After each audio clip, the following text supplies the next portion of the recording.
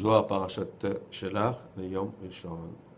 יבוא הנחל אשכול וגומר, ביהודה פתח, כה אמר האל השם בורא שמיים בנותיהם וגומר. כמה יתלהו לבני נשר, יסתכל עליו ובוחנן לקודשה בריחו, כמה יתלהו יסתכל עליו בבני דאורייתא, יכול מה להשתדל באורייתא, כאילו מקריב כל קורבנין דעלמא לקמי קודשה בריחו, ולא עוד, אלא דקודשה בריחו מכפר לי על כל חובוי. He arrived at this place that's called Nachal Eshkol. Of course, even the name of this place has big secrets in it. So it says how important it is for man to look in the Torah, or to look, I mean, to look and to think and try to understand what is in Torah, because the Torah is what we call the service to Hashem. How important is that to man? Because the one that studied the Torah, when we say studying, it doesn't mean studying the whole day, but also about Torah, I mean, he's busy with the Torah in one way or another, but he has to be in studying and trying to understand. It is as if he's bringing korbanot to Hashem. He's bringing offerings, like they used to bring offerings in the Bet HaMikdash. He's bringing constant offerings to Hashem. And not only that, is that Hashem forgives him for all his sins. But there are also sins that are not forgiven by the korbanot. But since the limud of the Torah is so much, so what is not forgiven by the korbanot, the limud of the Torah makes it that Hashem will forgive him for all his sins. And not only that, but even a place for him in the Olam Haba is prepared for him. ויהודה הבאזיר באוכל בחדי רבי אבא, שאלה, אמר מילה אחת בעינה לשאלה, כיוון דידע קודשה בריחו, זמין ברנה שבחטא קמין למגזר עלי, מיתה אמה בר עלי, דאורייתא אהבת הרי אלפין שנים, עד לא יבירי עלמא וכתיבה באורייתא, אדם כי ימות באוהל, איש כי ימות, וימות ויהי פלוני וימות. מה כבאי קודשה בריחו לברנש באי עלמד אפילו, ישתדל באורייתא יממה ולילה ימות, ואילה להשתדל באורייתא ימות. כולם באחד אורך, בר פרשותה דהו עלמא, כמעט התאמר, כתוב כחוטא. Rabbi Yehuda says to Rabbi Abba, I have a question to ask you. Since Hashem knew that man will sin and will contradict him, and that Hashem will bring death on this on man in general, why did he create him? It would have been better for him to stay in the olam of the neshamot, right, and not come to this world with a body and all these things that he has to do. He would have sent just a spiritual being in the olam aberiya.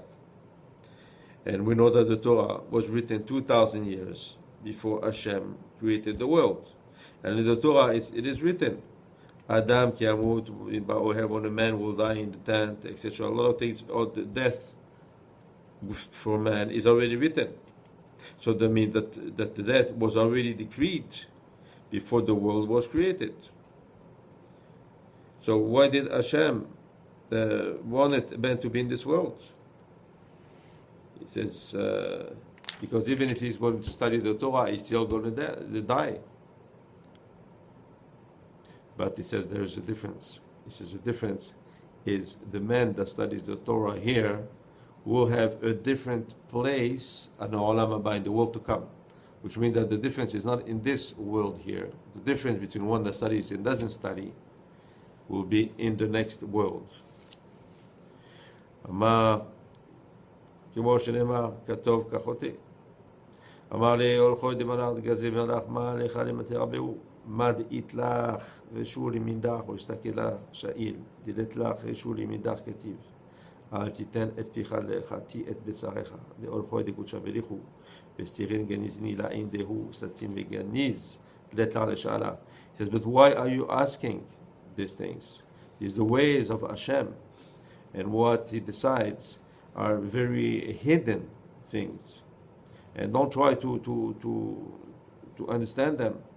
Those questions can only be answered for one that really studies the profound secrets of the Torah. And you don't have the right, you don't have the permission to understand these things. And as it is written, Al titen et picha lachati et besarecha. Do not give to your mouth the possibility to make you sin. In other words, by saying things, asking things that you're not supposed to ask, this will make you sin. It is because the ways of Kadosh Baruch Hu, they are hidden, and they are very, very elevated.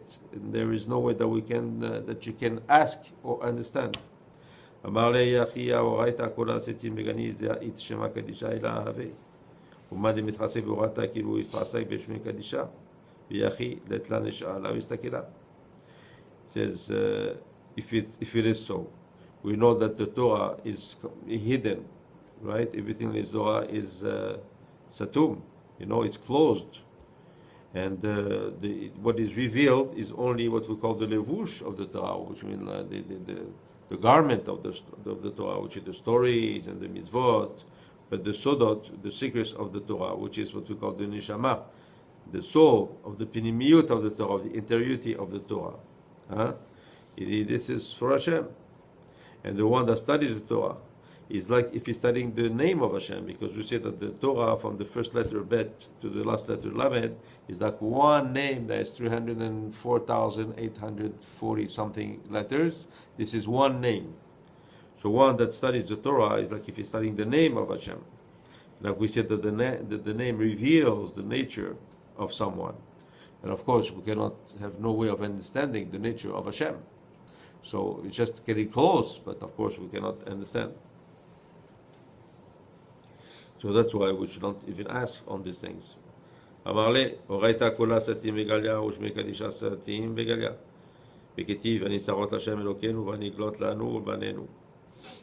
He says, yes, the Torah is all unclosed, but there's also some revealed parts. And we can try to explain it by what is revealed. But we can also explain it by the sod, by the secret.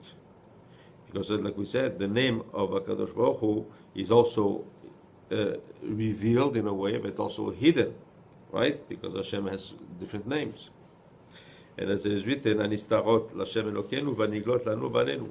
This Devarim is written, the secrets are for Hashem, but the revealed are for us and for our descendants. יתחדשו לשנה ולעניין ולהסתכלה בהו נמדר בהו אבל נסתרות להשם אלוקינו דילת אינון ולת אחזיין דמאן דיחיד למנדר ולדבקה דעתו סתימה וכל שכן למשאל. Because that we have the right to ask and try to understand, okay, but this is for him and it belongs to him, but the one that can attain this type of knowledge, if there's a possibility, then maybe he can ask. In other words, it's not that it's completely closed. As a matter of fact, every time I read this pasuk, I always think. He said, "Anistarot l'Hashem Elokeinu." So the secrets are to Hashem, but it doesn't say they're to Hashem, but not for man. Doesn't mean that if it's for him, that they're not for us. It's not written "Anistarot kimu asurim lanu," like the secrets are forbidden to us. Not written that. That means it's his.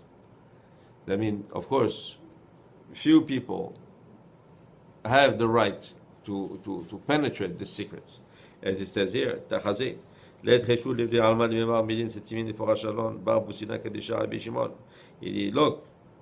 the permission was not given to man to reveal these things, except Rabbi Shimon Bar Yochai.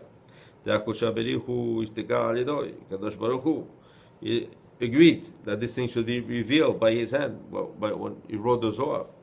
Begin